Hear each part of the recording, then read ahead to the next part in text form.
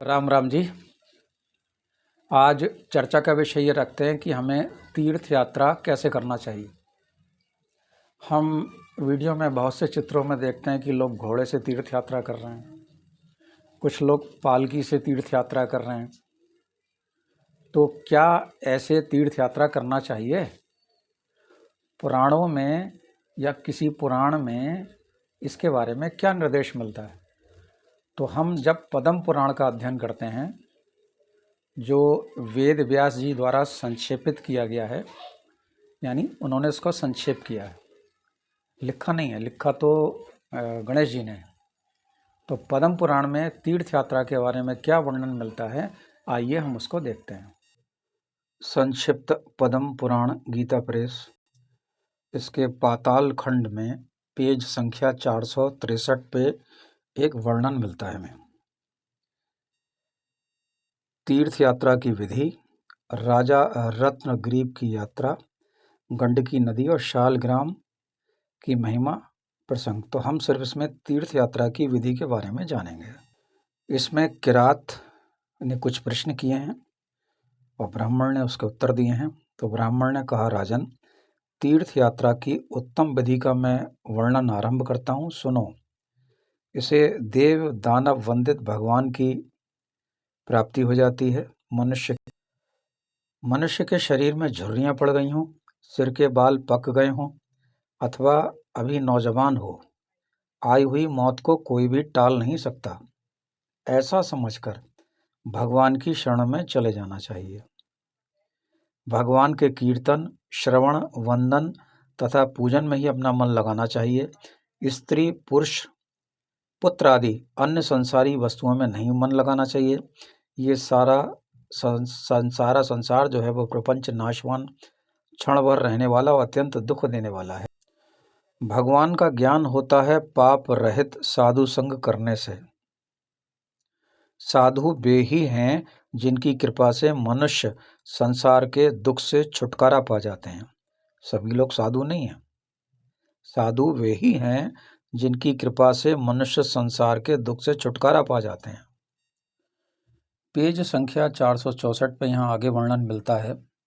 नृपश्रेष्ठ यानी राजा, हे राजन, यदि तीर्थों का विधि पूर्वक दर्शन किया जाए तो वे पाप का नाश कर देते हैं। विधि पूर्वक यानी कायदे से। अब तीर्थ सेवन की व्रत विधि का श्रवण करो। पहले स्त्री, पुत्र आदि कुटुंब को मिथ्या समझकर उनकी ओर से अपने मन में वैराग्य उत्पन्न करे। फिर मन ही मन भगवान का स्मरण करता हुआ तदंतर राम राम की रट लगाते हुए तीर्थ यात्रा आरंभ करे। एक कोस जाने के पश्चात वहाँ तीर्थ यानी पवित्र जलाशय आदि में स्नान करके छौर करा डाले।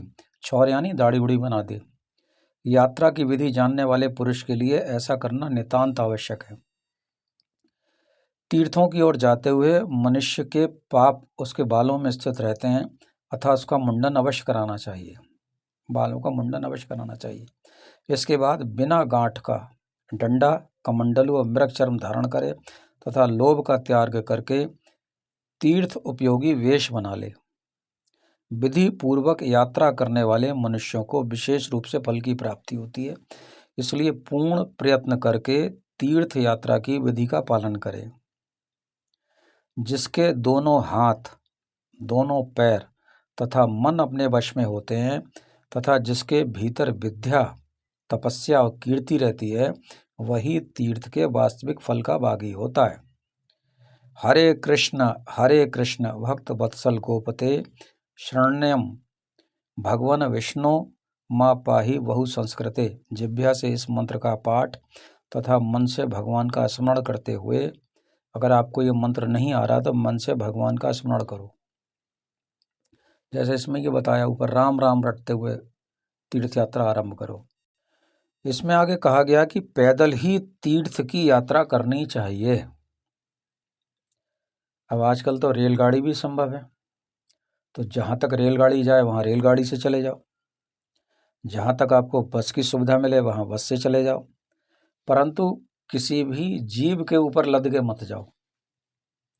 जैसे कोई घोड़े की सवारी कर रहा है कोई 4 आदमियों की पालकी बना के यात्रा कर रहा है, वो ठीक नहीं है। तो उसमें लिखा है कि पैदल ही तीर्थ की यात्रा करनी चाहिए, तभी वो महान अभ्युदय का साधक होता है। जो मनुष्य सवारी से यात्रा करता है, उसका फल सवारी ढोने वाले प्राणी के साथ बराबर बराबर बट जाता है। जैसे आप किसी घोड़े के ऊपर लद के अगर आप तीर्थ यात्रा कर रहे हो, तो वही घोड़ा भी बराबर तीर्थ यात्रा का भागी बन गया। जूता पहनकर जाने वाले को चौथाई फल मिलता है, और बैलगाड़ी पर जाने वाले पुरुष को गोहत्या आदि का पाप लगता है। यानी कुछ लोग अगर बैलगाड़ी से बहुत लंबा जा रहे हैं, तो जो बैल आपको खींच रहे हैं, तो वो पुण्य का तो उन्होंने भाग ले लिया आपका, तो वो आपको गोहत्या का पाप लग रहा है। ऐसे बैल से मत जाओ। अब जो लोग घोड़े पर लद के जा रहे हैं, उनके लिए भी यही नियम मान लो। जो अनिच्छा से भी तीर्थ यात्रा करता है, उसे उसका आधा फल मिल जाता है, तथा पाप क्षय भी होता ही है। किंतु विधि के साथ तीर्थ दर्शन करने से विशेष फल की प्राप्ति होती है। आगे ये कहते हैं कि जिनके पुत्र और पौत्र भगवान की शरण में नहीं गए, उनकी वे संतानें सूकरों के झुंड के समान हैं, यानी सुअर के झुंड के समान है। तो आपको धर्म में मन लगाना चाहिए, और तीर्थ यात्रा जाते समय किसी के साथ नहीं करने जाना चाहिए, किसी के ऊपर लद के नहीं जाना चाहिए, पैदल ही आपको तीर्थ यात्रा करना चाहिए। हरिओम। मैं पंडित राकेश पांडे, बरेली। और ये जो आपने चर्चा सुनी, ये संक्षिप्त पद्म पुराण के पेज संख्या 463 और 464 से सुनी। हरिओम।